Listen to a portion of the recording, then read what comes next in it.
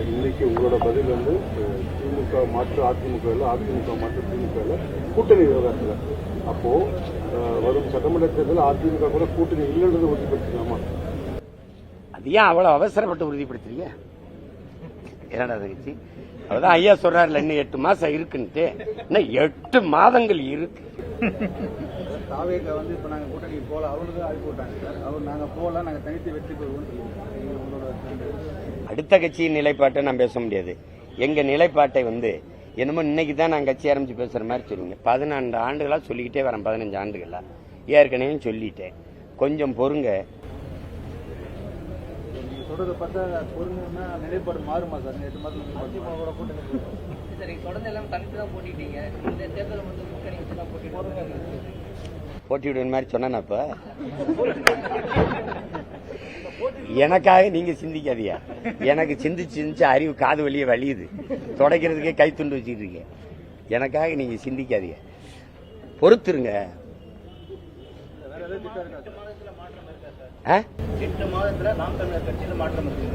நாம் தமிழர் கட்சியில மாற்றம் இல்ல.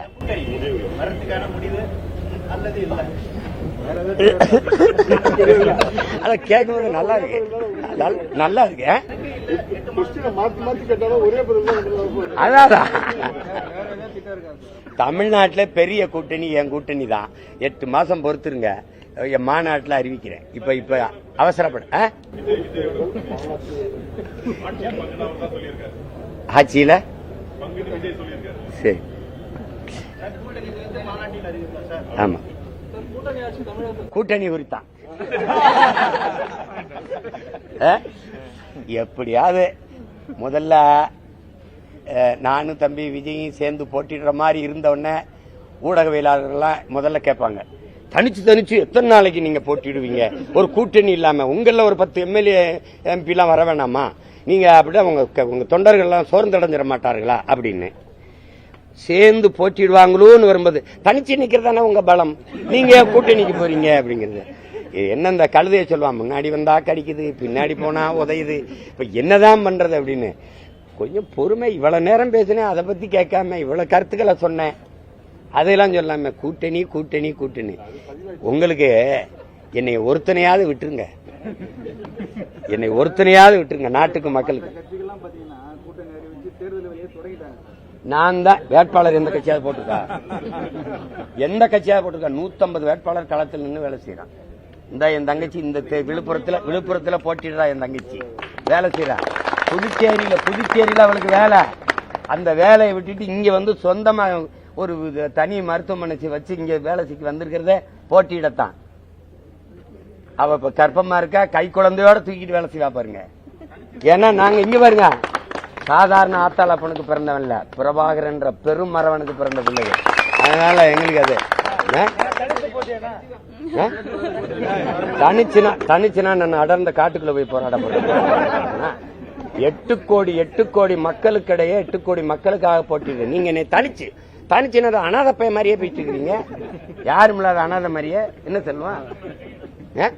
உங்களுக்காக தான் நான் போட்டியிடுறேன். அதை விட்டு நீங்க தனிச்சு போட்டீங்க. மரங்களுக்கு மாநாடு, மலைகளின் மாநாடு, தண்ணீரின் கண்ணீர்னு தண்ணீருக்கு மாநாடு. தண்ணீர் பேசும் பாருங்க, உங்ககிட்ட தண்ணீர் பேசும் பாருங்க. டேய் என்னை என்னதாண்டா நினைக்கிறீங்க அப்படின்னு. கவிப்பேரரசு ஐயா வைரமுத்து சொல்ற மாதிரி இந்த தாய்ப்பாலும் தண்ணீரும் மலிவா கிடைக்கிறதுனால உங்களுக்கு மதிப்பு தெரியல இல்லையா? காலுக்கு கீழே மிதிப்படுறதுனால பூமியின் மதிப்பு உங்களுக்கு தெரியல. இருங்க ஒரு நாள் அவன் திறார்ல ஐயா கவிக்கு அப்துல் ரஹ்மான், சுமந்த தாய் 10 மாசம் தான் வயிற்றுல சுமந்தா நம்மள. ஆனா இறந்த பிறகு பெற்ற தாய்க்கே நாம் பிணந்தான்.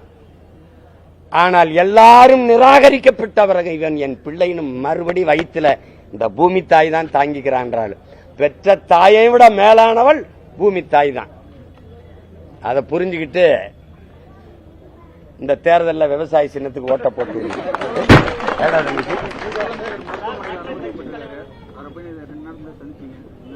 அது ஒண்ணு சின்ன மயக்கம் தான் சொல்றாங்க. கேட்டேன் 2 நாள் ஓய்வு.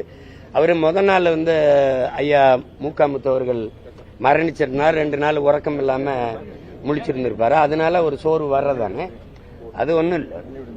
அவரு குணம் பெற்று வருவார். வரணும். வாழ்த்துக்கள். வாழ்த்துறேன். அதிமுக திமுக மற்ற கட்சிகள் எல்லாமே கூட்டணி ஆட்சி மறைமுகமாகவும் நேரடியாகவும் சொல்லிட்டு இருக்காங்க. உங்களுடைய நிலைப்பாடு என்ன சார்? என்னுடைய ஆட்சி கூட்டணி ஆட்சியா? மக்களோடு மக்களுக்காக. திருவண்ணாமலையில வந்து அண்ணாமலையார் கோயில் வந்து அருணாச்சலேஸ்வரர் பேரை மாத்தி அருணாச்சலேஸ்வரன் போட்டா கூட மனசாரிடும். அருணாச்சலம் கொஞ்சம் பொறுங்க. இப்ப ஆந்திராவில் ஒரு மாவட்டமா மாறிக்கிட்டு இருக்கு.